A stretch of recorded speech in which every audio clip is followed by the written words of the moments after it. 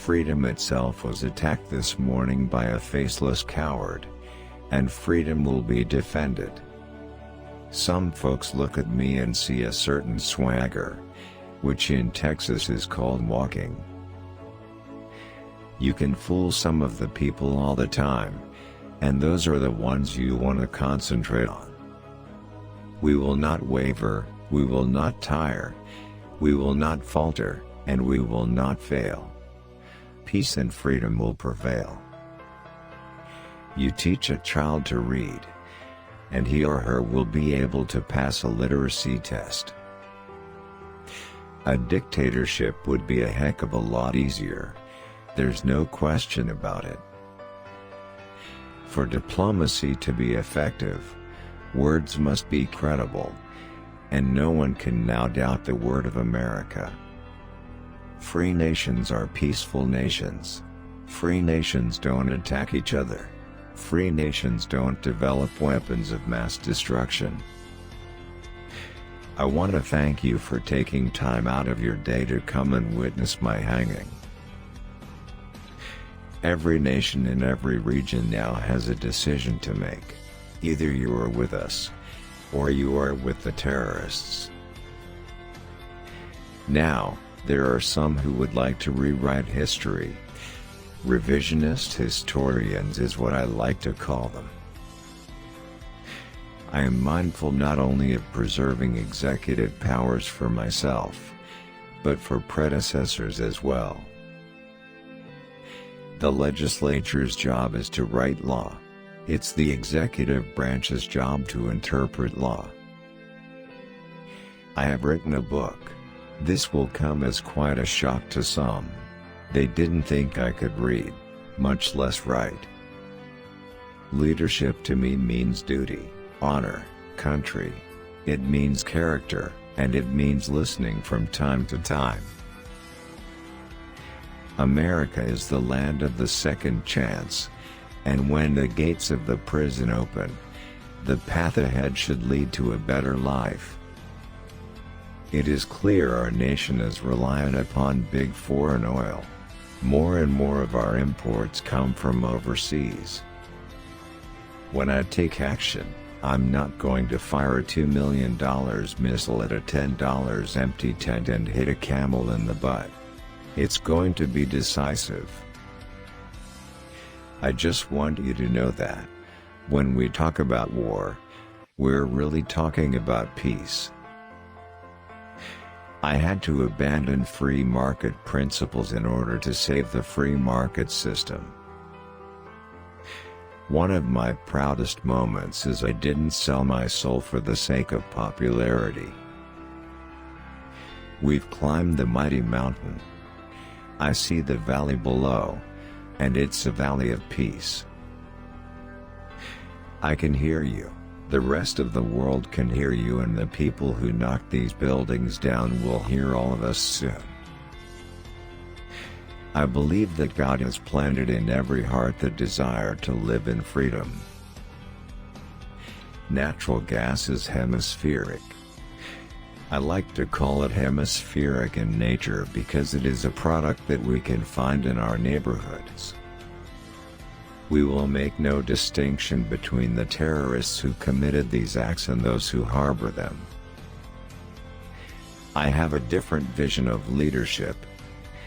A leadership is someone who brings people together.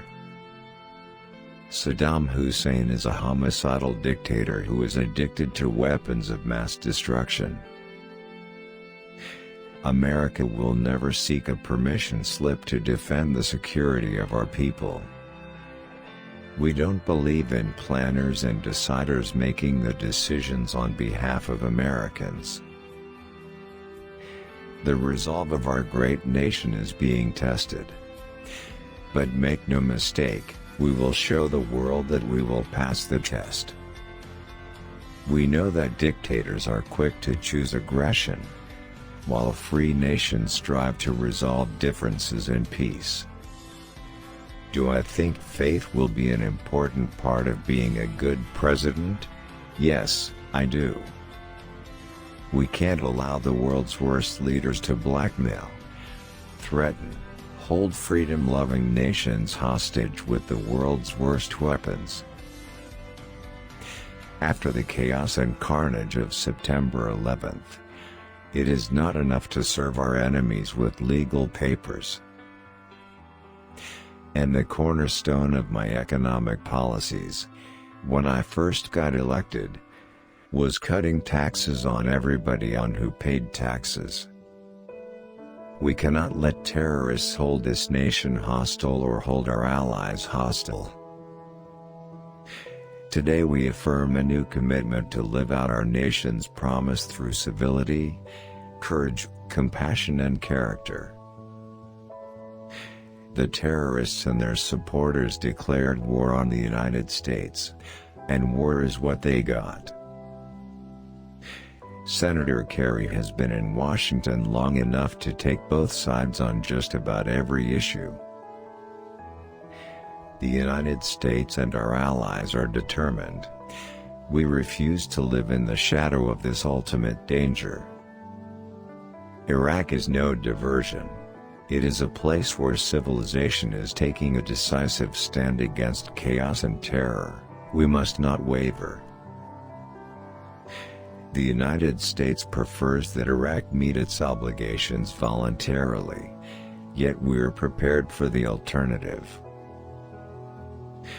The true history of my administration will be written 50 years from now, and you and I will not be around to see it.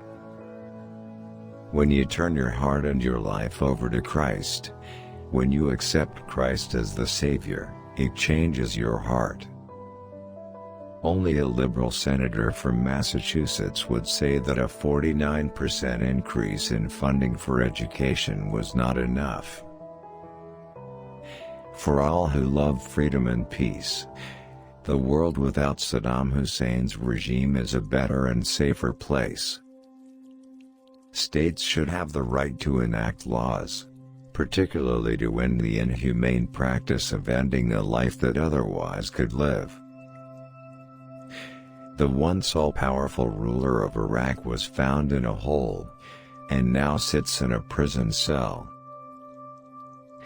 Americans are rising to the tasks of history, and they expect the same of us. Look, when you're the president, there's all kinds of things said about us. I mean, it's just the nature of the job. If you're sick and tired of the politics of cynicism and polls and principles, come and join this campaign. With those attacks, the terrorists and their supporters declared war on the United States. And war is what they got.